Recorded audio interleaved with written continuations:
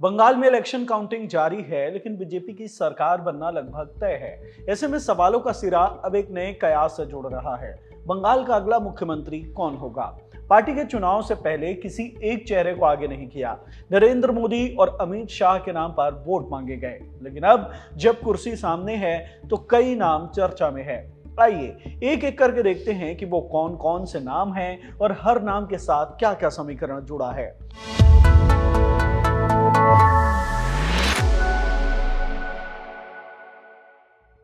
सबसे पहला नाम है शुभेंदु अधिकारी का। ये वही शुभेंदु हैं जो कभी ममता बनर्जी के सबसे करीबी सहयोगी थे। साल 2007 के नंदीग्राम आंदोलन में जब लेफ्ट सरकार ने जमीन अधिग्रहण की कोशिश की थी, तब शुभेंदु जमीन पर रहकर तृणमूल का संगठन खड़ा कर रहे थे। वो आंदोलन ही ममता को सत्ता तक लेकर आया। लेकिन दिसंबर 2020 में शुभेंदु ने तृणमूल छोड़कर बीजेपी का दामन थामा। 2021 के चुनाव में उन्होंने नंदीग्राम सीट पर खुद ममता बनर्जी को हरा दिया था। पिछले 5 साल से वो विधानसभा में नेता प्रतिपक्ष हैं। इस बार वो 2 सीटों से लड़ रहे हैं, नंदीग्राम और भवानीपुर। भवानीपुर में सीधी टक्कर फिर से ममता से है। ताजा रुझान कह रहे हैं कि नंदीग्राम में शुभेंदु आगे हैं, भवानीपुर में मुकाबला करीबी है। अगर बीजेपी सरकार बनाती है तो शुभेंदु अधिकारी सबसे आगे का नाम माने जा रहे हैं। दूसरा नाम है शमीक भट्टाचार्य का। 61 साल के शमीक राज्य बीजेपी के मौजूदा अध्यक्ष हैं। जुलाई 2025 में उन्हें इस पद पर बिठाया गया। शमीक की पहचान आरएसएस के पुराने स्वयंसेवक की है और उन्हें पार्टी के अंदर एक नरम बौद्धिक चेहरे के तौर पर देखा जाता है। कुछ लोग उनकी तुलना अटल बिहारी वाजपेयी की शैली से करते हैं। वो 2014 में बशीरहाट दक्षिण उपचुनाव जीतकर बंगाल में बीजेपी के पहले विधायक बने थे। अभी वो राज्यसभा सांसद भी हैं। अगर बीजेपी को कोई बंगाली भद्रलोक चेहरा चाहिए, मतलब बंगाल के शिक्षित और सांस्कृतिक तबके को साधने वाला चेहरा, तो शमीक का नाम मजबूत है। तीसरा नाम है दिलीप घोष का। दिलीप घोष ने 2016 में राज्य बीजेपी की कमान संभाली थी। उस समय जब विधानसभा में पार्टी के पास सिर्फ 3 विधायक थे। उनके नेतृत्व में 2019 के लोकसभा चुनाव में बीजेपी ने बंगाल की 42 में से 18 सीटें जीती। ये आज तक राज्य की पार्टी का सबसे अच्छा प्रदर्शन है।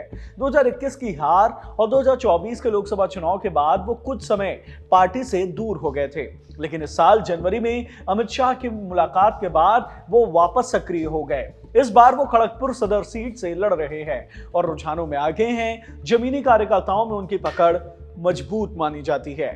चौथा नाम है सुकांत मजूमदार का। वो बालूर घाट से लोकसभा सांसद हैं और मोदी कैबिनेट में राज्य मंत्री हैं। शिक्षा और पूर्वोत्तर क्षेत्र विकास, इन 2 विभागों का जिम्मा उनके पास है। 2021 से 2025 तक वो राज्य बीजेपी के अध्यक्ष भी रह चुके हैं। अगर पार्टी उत्तर बंगाल से कोई चेहरा चुनना चाहे तो उनका मजबूत गढ़ माना जाता है, तो सुकांत का नाम विचार में आ सकता है। 5वां नाम है स्वप्न दास गुप्ता का। वो पहले पत्रकार थे और बाद में बीजेपी से जुड़े। 2021 के चुनाव से पहले वो राज्य बीजेपी के रोजमर्रा की गतिविधियों में सक्रिय रहे। उनकी पहचान भी एक भद्रलोक चेहरे की है और केंद्रीय नेतृत्व से उनकी नजदीकी है, लेकिन प्रशासनिक अनुभव की कमी एक कमजोरी मानी जाती है। अब असली बात यह है कि बीजेपी इनमें से किसी एक नाम पर मुहर लगाएगी। ये अभी तय नहीं है। पार्टी की परंपरा रही है कि चुनाव जीतने के बाद विधायक दल की बैठक में पर्यवेक्षक भेजे जाते हैं और वही नाम तय होता है। कई बार चौंकाने वाले नाम भी सामने आए हैं। महाराष्ट्र में देवेंद्र फडणवीस से लेकर मध्य प्रदेश में मोहन लाल यादव तक इसके अच्छे उदाहरण है, या फिर छत्तीसगढ़ के विष्णुदेव साय। फिलहाल गिनती जारी है, आधिकारिक नतीजे शाम तक साफ होंगे, लेकिन एक बात तय है, अगर रुझान नतीजों में बदले तो बंगाल का राजनीतिक नक्शा हमारी आंखों के सामने बदलने वाला है। अगला मुख्यमंत्री कौन होगा, इसका जवाब अगले कुछ दिनों में मिलेगा।